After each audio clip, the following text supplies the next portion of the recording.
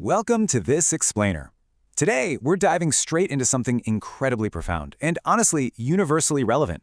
We're going to look at how the biblical model of fellowship offers a uniquely effective framework for walking through grief together. If you've ever felt totally unmoored by a loss, or, if you've ever just stood there struggling to figure out how to help a friend who's hurting, well, you're absolutely in the right place. We're unpacking insights from Christian thought leaders, ministry guidelines, and deep biblical studies to figure out exactly how shared sorrow can actually lead to real, profound healing. So let's jump right in. To really grasp the solution here, we first have to understand the battlefield. Author and teacher Priscilla Shirer points out this massive spiritual reality.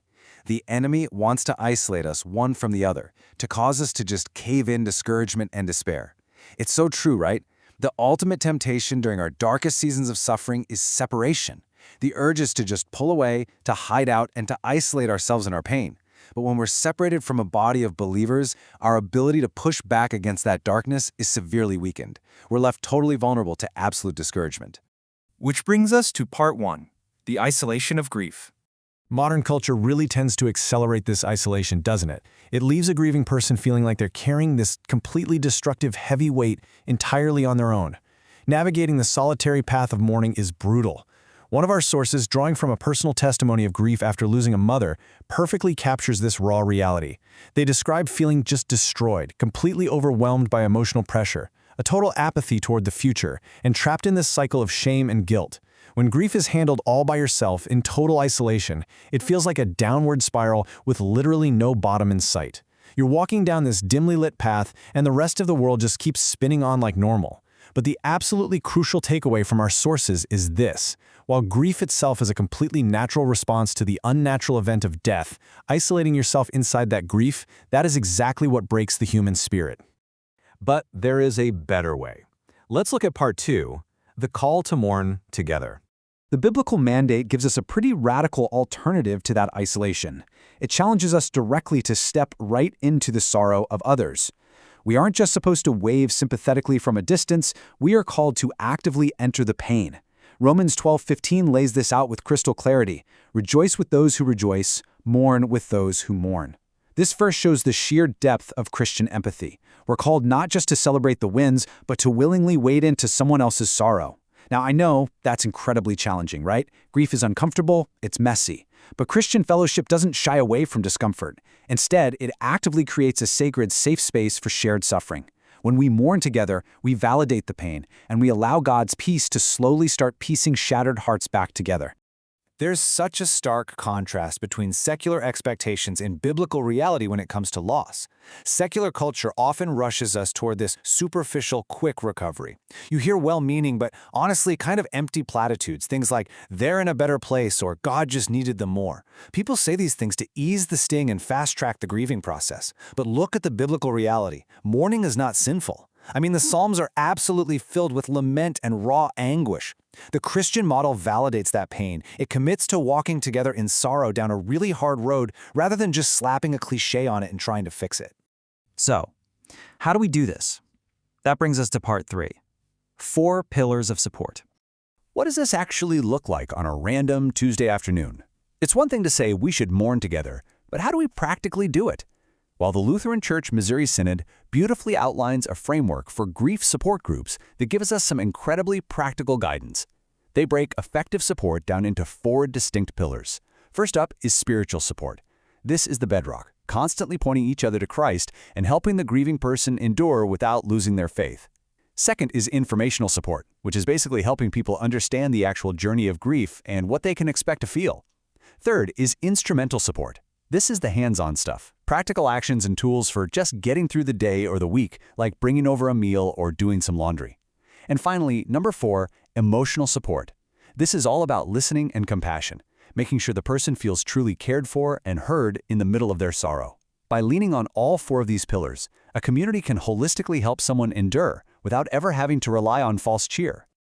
Which leads us nicely into part 4, the power of presence. When we zoom in on that emotional support piece, there's a concept that pretty much changes everything: the ministry of silence.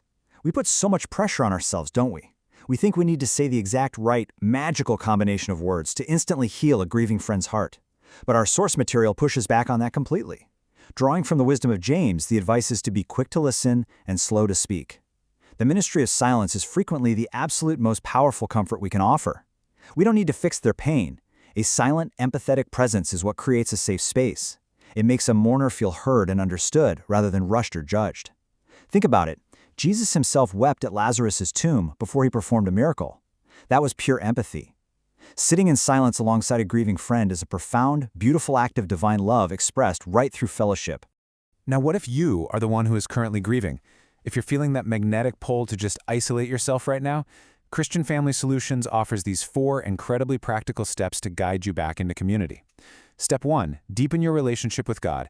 He's the only source of perfect security who truly, fully understands you. Step 2, be authentic in your relationships. Share your actual, real self with a trusted circle, because real connection absolutely requires vulnerability. Step 3, engage in meaningful activities. Instead of turning entirely inward, try finding small ways to turn outward and serve others. It actually lowers stress and builds empathy. And step 4, trust God's timing. Trust His timing for your healing and for bringing the right companions into your life. The reality is, true healing really begins the moment we bravely step back into community. And that brings us to our final section, Part 5, an anchor of eternal hope. This eternal perspective fundamentally changes how we grieve. And honestly, it's what separates biblical fellowship from literally any other secular support network out there. The Christian view of death totally shifts how we heal because we don't view death as the ultimate finish line. The goal of grieving alongside believers isn't to put on a brave face and pretend a loss never happened. It's definitely not about achieving some quick recovery or rushing to get back to your old normal. Because let's be real, the old normal is gone. Instead, it's about folding this heavy new weight into a new reality. You're learning a completely new way of living while carrying this grief. It's about integrating this profound pain into a life that is ultimately sustained by hope, finding a way to live a fruitful, faithful life despite a very real, very deep loss. And that hope we're talking about, it's grounded entirely in this incredible promise from Revelation 21:4. He will wipe away every tear from their eyes, and death shall be no more. Because we view death through the lens of Christ's resurrection, we know that bodily death will miraculously be reversed. This means we can grieve together with this absolute, unshakable certainty that our pain, as incredibly heavy and suffocating as it might feel right now, is temporary. Restoration is coming. We get to hold this eternal hope together, nurturing a faith that completely transcends our current sorrow. So as we wrap up this explainer, I want to leave you with a provocative question to really ponder today. Look closely around your own community, your church, your workplace, or your neighborhood.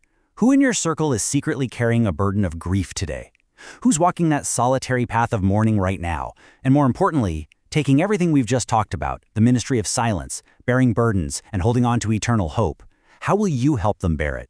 What small step are you going to take this week to share their load? Thank you so much for joining me for this explainer. I really encourage you to step into the gap for someone who's hurting today.